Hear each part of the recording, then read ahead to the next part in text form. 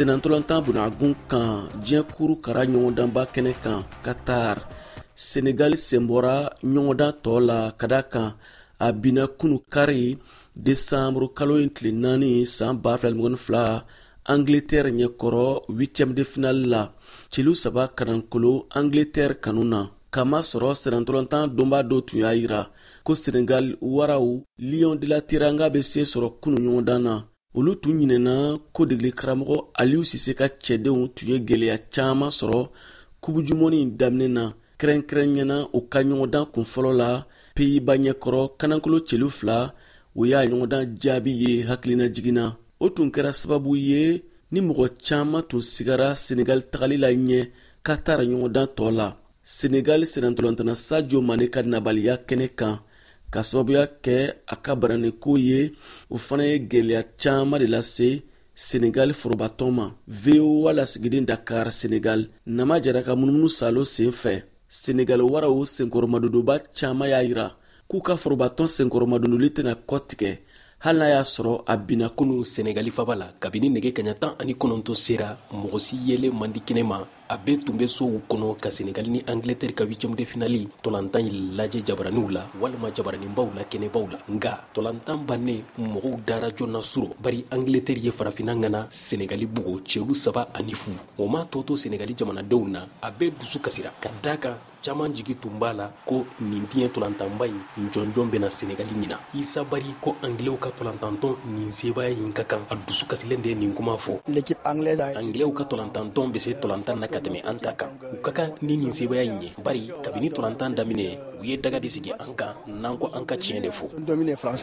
Umar Kanji k'u jigi tun bɛ Senegali waraw ka sebaya de la. A daminɛ jigiya tun b'an na bari an dalen tun bɛ an yɛrɛ la ka da kan an ye farafina ŋanaw ye.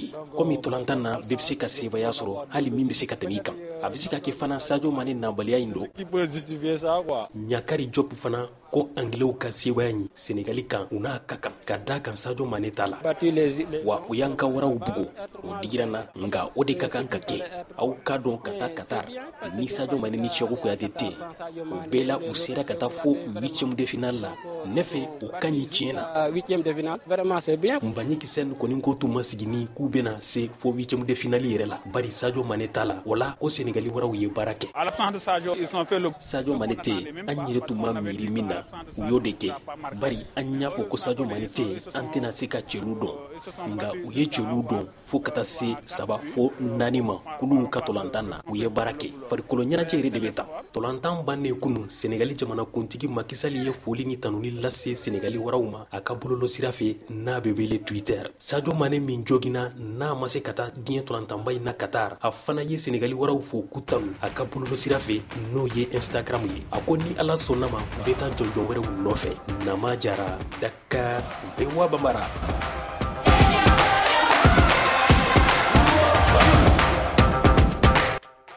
Burkina Faso forobatɔn etalon degeli karamɔgɔ dankan ka fɔla ni jaabi bɛ tali kɛ farafina cɛbɔ 5 degeli karamɔgɔw ka baara kɛcogo de kan. Kader Traoré, VOA lasigiden Wagadugu, Burkina Faso. Junior jamanaw bɛɛ ka senatolontan ɲɔgɔnba min ye Coupe du Monde ye, ale ɲɔgɔn kunbɛn na farafina jamanaw bɛɛ ka degeli karamɔgɔ ye farafina kandenw le ye. Burkina Faso ka degeli karamɔgɔ dankan Firmin Sanu ko o ye ko ɲɛnama le ye. Du caman kɔni bɛ n'o ka dugumɔgɔ ye comme entraîneur.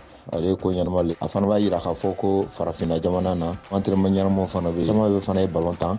O caman bɛ fana y'o ka entraîneur sɛbɛn sɔrɔ tubabu jamana na le. O ni tubabu o yɔrɔ ma jan ɲɔgɔn na. A tɔ k'o ka baara lo kɛ sisan pour que ka se ka se tubabu ka niveau la et puis joueurs bɛ différence kɛ. An y'a ye machine na dernier machine na équipe mun ye joueurs changer caman o ma se ka farafina équipe ninnu bugɔ. Ça veut dire que an yɔrɔ ma jan o ra. Voilà, an bɛ se ka rivaliser n'o ye peut-être k'o bɔ yɛrɛ. Firmin Sanu ni degeli karamɔgɔ bɛɛ ka jala ye kelen ye. Mun le kosɔn farafina jamanaw ma se ka tɛmɛ den 2 kan minnu taara tako 2nan na an min wele 8e de finale. A tun se ka tɛmɛ ki 2 kan. An y'a ye Tunisie France bati a ka dernier match la. Ça veut dire que Tunisie ka regretter France match kan. Ka nimisa bɛ match mun ma ɲɛ o bolo. Cameroun fana ta kɛ Cameroun fana Brésil bati o ka dernier match la. Cameroun fana ka nimisa o match tɛmɛn'olu kan peut-être o ka match ni Suisse o ma se ka Suisse battu ale la. Ayiwa farafina ka jamanaw bɛɛ ka jɔyɔrɔ tun ye Senegal ani ni Maroc le ye nka Senegal fana benna ni farafina jamanaw bɛ fɛ ka coupe du monde ta f'olu ka baara wara kosɛbɛ de. Nin tun ye Kade Tarawele kumakan ye ka bɔ Wagadugu Burkina Faso. Nama Jara Dakar Senegal ani ne yɛrɛ Siaka Tarawele Bamako a kan bɛn sini tarata Desanburu kalo in tile 6 san 2022